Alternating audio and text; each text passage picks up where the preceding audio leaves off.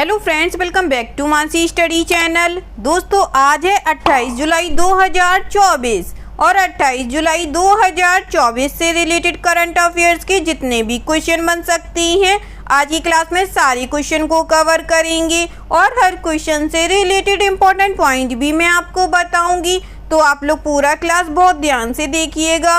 और दोस्तों, ये क्लास आपकी मॉर्निंग सुबह 7 AM पे डेली लाइव आती है। आप सभी लोग सुबह 7 बजे इस क्लास के लिए तैयार रहा करिए।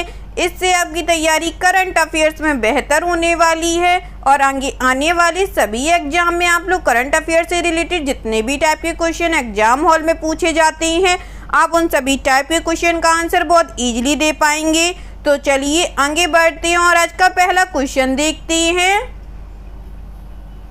आज का पहला क्वेश्चन लिखा है, वित्त मंत्री निर्मला सीतारमण द्वारा प्रस्तुत केंद्रीय बजट 2024-25 के तहत किस पड़ोसी देश को भारत से सबसे अधिक धनराशि प्राप्त हुई है? Which neighboring country has received the highest funding from India under the Union Budget 2024 to 2025 presented by Finance Minister Nirmala Sitharaman? First option है नेपाल, सेकेंड ऑप्शन है श्रीलंका, थर्ड ऑप्शन है भूटान, फोर्थ ऑप्शन है मालदीव।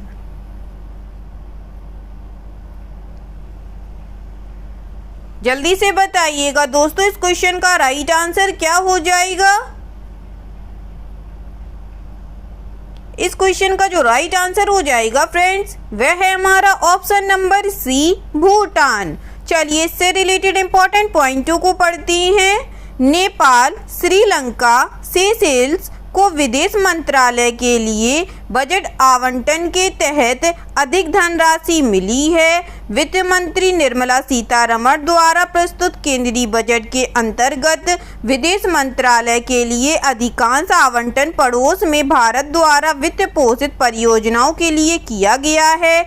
नेपाल को 700 करोड़ रुपए का आवंटन प्राप्त हुआ है, जो पिछले वर्ष के 550 करोड़ रुपए के आवंटन से 150 करोड़ रुपए अधिक हैं। श्रीलंका, जिसके पास भारत द्वारा वित्त पोषित अनेक परियोजनाएं हैं, इनको 245 करोड़ रुपए प्राप्त हुए हैं, जो पिछले वर्ष के 150 करोड़ रुपए के वित्त पोषण से 95 करोड़ रुपए अधिक हैं। ठीक है दोस्तों, चलिए आगे बढ़ते हैं और नेक्स्ट क्वेश्चन देखते हैं। नेक्स्ट क्वेश्चन लिखा है फ्रेंड्स, निम्नलिखित में से कौन सा देश 2030 शीतकालीन ओलंपिक और पैरालंपिक खेलों की मेजबानी करेगा? Which of the following country will host the 2030 winter Olympics and Paralympics games? First option है इटली, सेकेंड ऑप्शन है फ्रांस, थर्ड ऑप्शन है USA या फोर्थ ऑप्शन है ऑस्ट्रेलिया।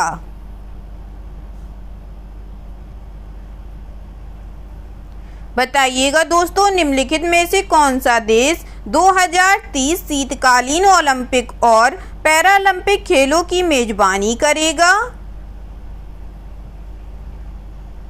इस क्वेश्चन का जो राइट आंसर हो जाएगा फ्रेंड्स, वह है हमारा ऑप्शन नंबर बी, फ्रांस देश। चलिए इससे रिलेटेड इंपॉर्टेंट पॉइंटों को पढ़ते हैं। अंतर्राष्ट्रीय ओलंपिक समिति ने घोषणा की है कि फ्रांसीसी आल्प्स 2030 में शीतकालीन ओलंपिक और पैरालंपिक खेलों की मेजबानी करेगा।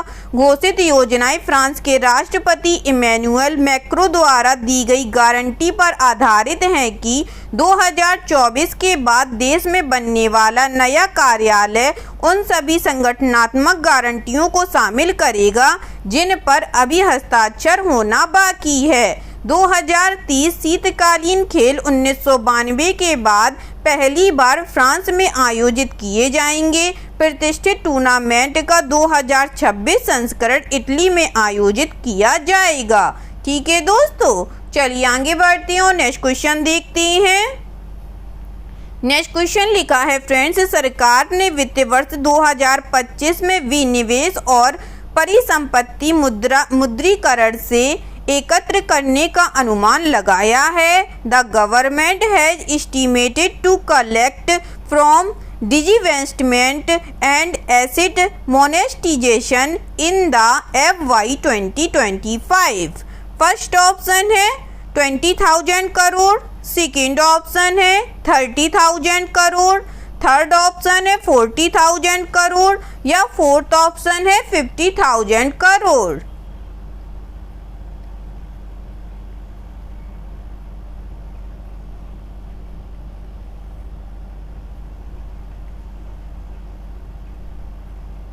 बताइएगा दोस्तों इस क्वेश्चन का राइट आंसर क्या हो जाएगा। इस क्वेश्चन का जो राइट आंसर हो जाएगा फ्रेंड्स वह है हमारा option number D 50,000 crore rupees. चलिए इससे रिलेटेड इंपॉर्टेंट पॉइंटों को पढ़ते हैं। सरकार ने चालू वित्त वर्ष में विनिवेश और परिसंपत्ति मुद्रीकरण से 50,000 करोड़ रुपए जुटाने का अनुमान लगाया है। इसके अलावा सरकार को CPSE केंद्रीय सार्वजनिक क्षेत्र के उद्यम से कुल 56,260 करोड़ रुपए का लाभांश मिलने का अनुमान है, जो अंतरिम बजट में अनुमानित 48,000 करोड़ रुपए से अधिक है। बजट में यह भी अनुमान लगाया गया है कि वित्त वर्ष 2025 में RBI बैंकों और वित्तीय संस्थानों से लाभांश 2,32,874 करोड़ रुपए होगा, जो अंतरिम बजट अनुमान 1.02 लाख करोड़ रुपए से दोगुना से भी अधिक है। ठीक है दोस्तों, चलिए आगे बढ़ते हैं और नेक्स्ट क्वेश्चन देखते हैं। नेक्स्ट क्वेश्चन लिखा है फ्रेंड्स, केंद्रीय बजट 2024-25 के तहत खेल मंत्रालय को कितनी राशि आवंटित की गई है। How much amount has been allocated to the sports ministry under union budget 2024 to 2025। First option है 1442.32 करोड़ रुपए, सेकेंड ऑप्शन है 2442.32 करोड़ रुपए, थर्ड ऑप्शन है 3442.32 करोड़ रुपए या फोर्थ ऑप्शन है 4442.32 करोड़ रुपए।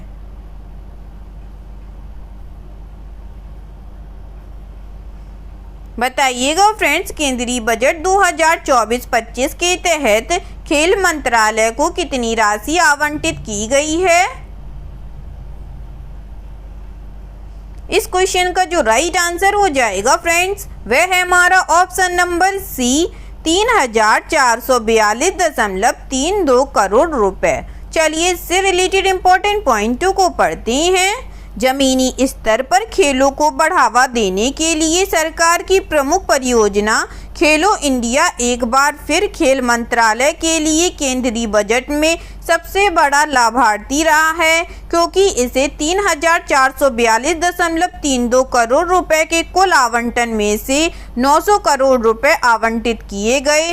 वित्त मंत्री निर्मला सीतारमण द्वारा नई दिल्ली में प्रस्तुत बजट में घोषित खेलो इंडिया का हिस्सा पिछले वित्त वर्ष के संशोधित आवंटन 880 करोड़ रुपए से 20 करोड़ रुपए अधिक हैं। पिछले वित्तीय वर्ष के लिए पिछले चक्र का बजट 3,396.96 करोड़ रुपए था। ठीक है दोस्तों, चलिए आगे बढ़ते हैं और नेक्स्ट क्वेश्चन देखते हैं।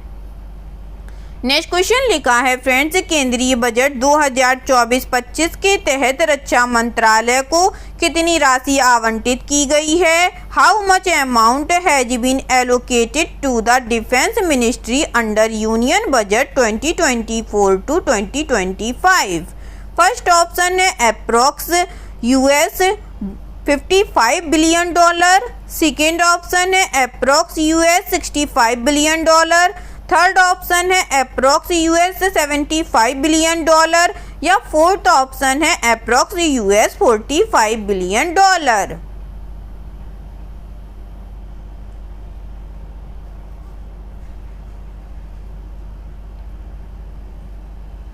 बताइएगा फ्रेंड्स केंद्रीय बजट 2024-25 के तहत रक्षा मंत्रालय को कितनी राशि आवंटित की गई है। इस क्वेश्चन का जो राइट आंसर हो जाएगा फ्रेंड्स वह है हमारा option number C approx $75 billion. चलिए इससे रिलेटेड इंपॉर्टेंट पॉइंटों को पढ़ते हैं।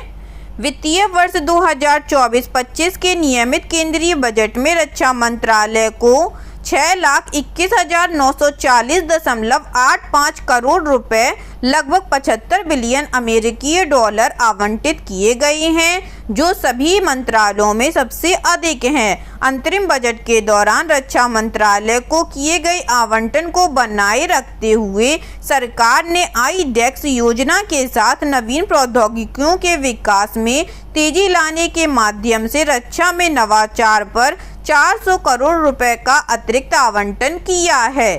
ठीक है दोस्तों, चलिए आगे बढ़ते हैं और नेक्स्ट क्वेश्चन देखते हैं। नेक्स्ट क्वेश्चन लिखा है फ्रेंड्स, वित्त मंत्री निर्मला सीतारमण ने केंद्रीय बजट 2024-25 में 5 योजनाओं और पहलों के प्रधानमंत्री पैकेज की घोषणा की है, जिसका उद्देश्य 2 लाख करोड़ रुपए के केंद्रीय परिव्यय के साथ 5 साल की अवधि में 4.1 करोड़ युवाओं के लिए रोजगार, कौशल और अन्य अवसरों को सुविधाजनक बनाना है। निम्नलिखित में से कौन सी राशि योजना ए फर्स्ट टाइमर के अनुसार EPFO के रूप में पहली बार कर्मचारियों को 3 किस्तों में 1 महीने के वेतन का प्रत्यक्ष लाभ हस्तांतरण है? Finance Minister Nirmala Sitharaman has announced the Prime Minister package of 5 schemes and initiatives in Union Budget 2024 to 2025, which aims to facilitate employment, skilling and other opportunities for 4.1 crore youth over a 5-year period with a central outlay of rate 2 lakh crores. Which of the following amount is a direct benefit transfer of 1 month salary in the 3 installments to first time employees as EPFO according to scheme of first timer? First option है 10,000, second option है 20,000, third option है 12,000 या fourth option है 15,000।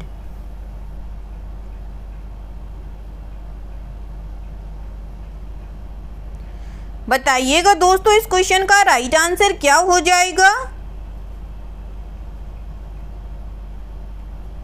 इस question का जो right answer हो जाएगा दोस्तों वह है हमारा ऑप्शन नंबर डी 15,000। चलिए इससे रिलेटेड इंपॉर्टेंट पॉइंट को पढ़ते हैं। वित्त मंत्री ने प्रधानमंत्री के 5 योजनाओं और पहलों के पैकेज की घोषणा की है। इस पैकेज का उद्देश्य 2 लाख करोड़ रुपए के वित्तीय परिव्यय के साथ 5 वर्ष की अवधि में 4.1 करोड़ युवाओं को रोजगार, कौशल और अन्य अवसर प्रदान करना है। प्रधानमंत्री पैकेज के हिस्से के रूप में सरकार रोजगार से जुड़ी प्रोत्साहन के लिए निम्नलिखित 3 योजनाओं को लागू करेगी। ये EPFO में नामांकन पर आधारित होगी और पहली बार नौकरी करने वाले कर्मचारियों की पहचान तथा कर्मचारियों और नियोक्ताओं को सहायता देने पर ध्यान केंद्रित करेगी। ठीक है दोस्तों, चलिए आगे बढ़ते हैं और नेक्स्ट क्वेश्चन देखते हैं। नेक्स्ट क्वेश्चन लिखा है फ्रेंड्स, पेटीएम ने ऋणदाता और उसके व्यापारी नेटवर्क को पॉइंट ऑफ सेल समाधान और इलेक्ट्रॉनिक डेटा कैप्चर या कार्ड मशीन प्रदान करने के लिए किस बैंक के साथ साझेदारी की है? Paytm has partnered with which bank to provide point of sale solutions and electronics data capture or card machines to the lender and its merchant network? First option है ICICI बैंक, सेकेंड ऑप्शन है yes bank, third option है HDFC bank या fourth option है axis bank.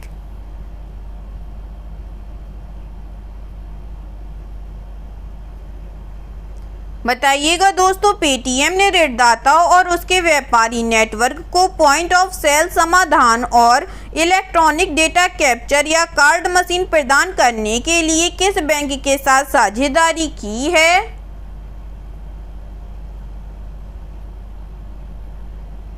इस question का जो right answer हो जाएगा फ्रेंड्स वह है हमारा option number D axis bank के साथ। चलिए इससे रिलेटेड इंपॉर्टेंट पॉइंटों को पढ़ते हैं। फिनटेक फर्म पेटीएम का स्वामित्व रखने वाली कंपनी 197 कम्युनिकेशंस ने एक्सिस बैंक और उसके मर्चेंट नेटवर्क को पॉइंट ऑफ सेल समाधान और इलेक्ट्रॉनिक डेटा कैप्चर या कार्ड मशीन उपलब्ध कराने के लिए उसके साथ साझेदारी की है। भुगतान स्वीकृति उपकरणों के माध्यम से पेटीएम के प्रौद्योगिकी समाधान एक्सिस बैंक के माध्यम से व्यापक आधार तक पहुंचेंगे। ठीक है दोस्तों, चलिए आगे बढ़ते हैं और नेक्स्ट क्वेश्चन देखते हैं। नेक्स्ट क्वेश्चन लिखा है फ्रेंड्स, विश्व भ्रूण विज्ञानी दिवस या विश्व IVF दिवस हर साल किस दिन मनाया जाता है? World embryologist day on world IVF day is celebrated every year on which day? First option है 23 जुलाई को, सेकेंड ऑप्शन है 24 जुलाई को, थर्ड ऑप्शन है 25 जुलाई को या फोर्थ ऑप्शन है 26 जुलाई को।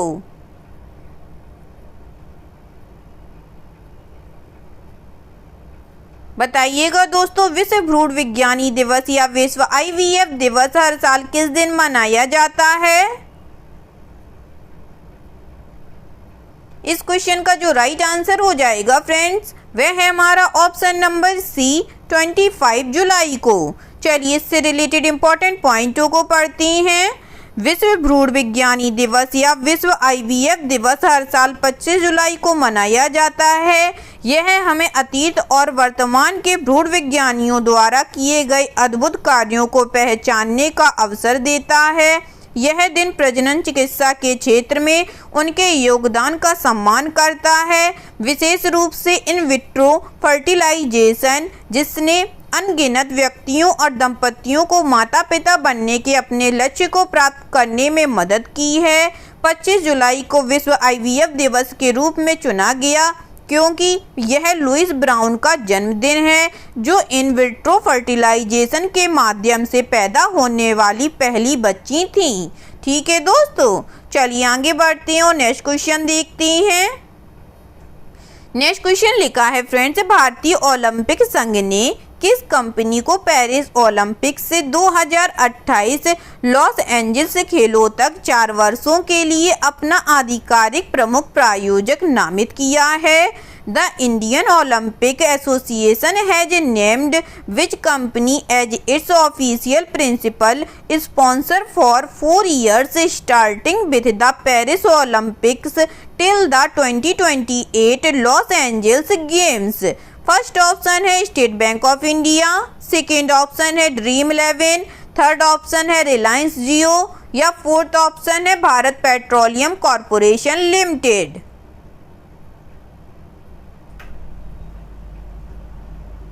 बताइएगा दोस्तों, इस क्वेश्चन का राइट आंसर क्या हो जाएगा?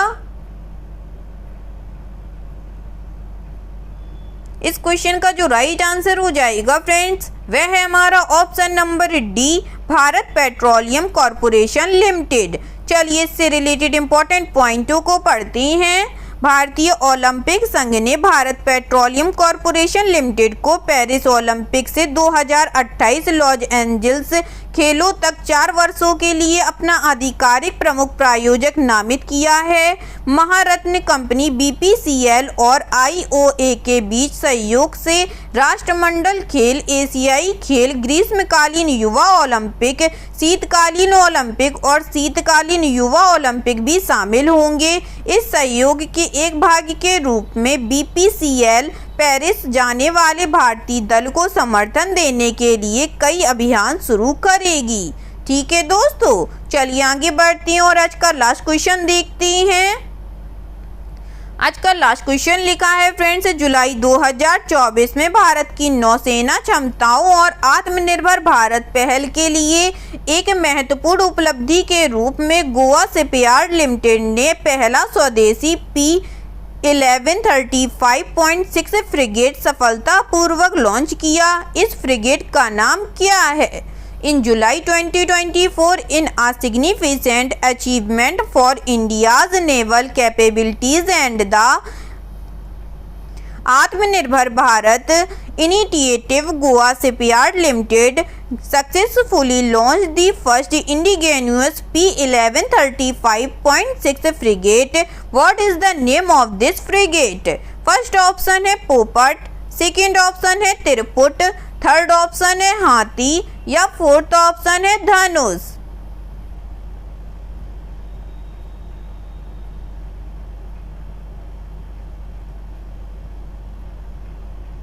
बताइएगा दोस्तों इस क्वेश्चन का राइट आंसर क्या हो जाएगा। इस क्वेश्चन का जो राइट आंसर हो जाएगा फ्रेंड्स वह है हमारा ऑप्शन नंबर बी, तिरपुट। चलिए इससे रिलेटेड इंपॉर्टेंट पॉइंटों को पढ़ते हैं। भारत की नौसैनिक क्षमताओं और आत्मनिर्भर भारत पहल के लिए एक महत्वपूर्ण उपलब्धि के रूप में गोवा शिपयार्ड लिमिटेड ने तिरपुट नामक पहले स्वदेशी P1135.6 फ्रिगेट को सफलतापूर्वक लॉन्च किया है। यह पहली बार है कि इन जहाज़ों का निर्माण भारत में स्वदेशी तौर पर किया जा रहा है। तिरपुट GSL में बनाए जा रहे दो P1135.6 श्रेणी के फ्रिगेट में से पहला है। 124 मीटर लंबा यह जहाज लगभग 3200 टन के विस्थापन पर 28 नॉट की गति तक पहुंच सकता है और यह अत्याधुनिक हथियारों और सेंसर से लैस है। ठीक है दोस्तों, आई होप आज के सभी क्वेश्चन आप लोगों को बहुत अच्छे लगे होंगे फ्रेंड्स, और सभी क्वेश्चन से रिलेटेड इंपॉर्टेंट पॉइंट्स के नोट्स भी आप लोगों को बहुत अच्छे से समझ में आए होंगे। अगर आप लोगों को क्लास अच्छी लगी हो और सारे फैक्टों को आप लोगों ने अच्छे से समझा हो तो प्लीज़ इस क्लास को लाइक कीजिएगा, शेयर कीजिएगा और आपके अपने चैनल मानसी स्टडी चैनल को सब्सक्राइब कीजिएगा। थैंक यू सो मच दोस्तों।